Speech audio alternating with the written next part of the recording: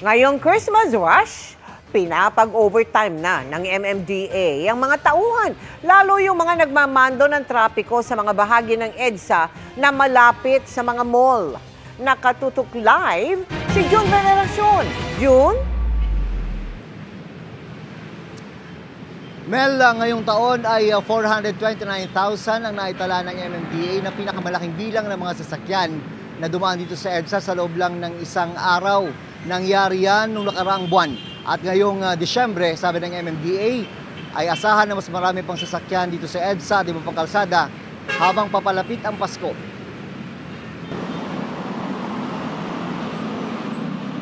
Kapag sinabing EDSA, traffic ang siguradong isa sa unang maiisip. Pero ang malala ng traffic congestion sa pinakamahabang highway sa Metro Manila, asahang mas gagrabe pa, sabi ng Metropolitan Manila Development Authority o MMDA. Araw-araw, ramdam ko na po yung traffic ng Pasko. Kahit hindi pa po Pasko, ramdam ko na po. Sobrang traffic. Grabe. Kabilaan. Kabilaan yung EDSA. Masilip na po yung traffic ngayon eh. Mahirap bumiyahe. Nito lang November 17, naitala ng MMDA ang pinakamaraming sasakyan na dumaan sa EDSA. Umabot ito sa 429,000 kumpara sa daily average na 408,000.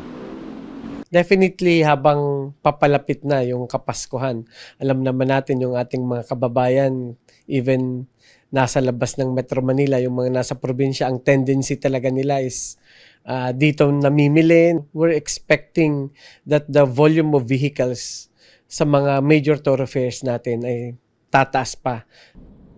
Bukod sa dami ng sasakyan, hamon din sa traffic management ang nasa 30 mall malapit sa EDSA.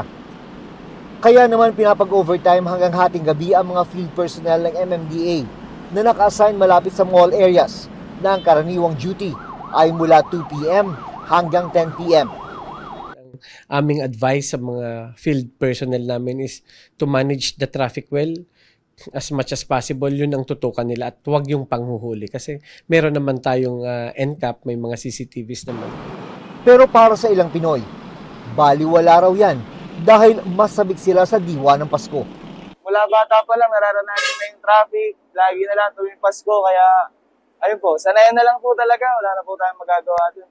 Para naman masigurong may sapat na masasakyan ng mga pasahero ngayong Kapaskuhan at Bagong Taon, isinasapinal na ng Land Transportation Franchising and Regulatory Board o LTFRB ang pag-review sa application ng special permit sa mga pampasaherong bus.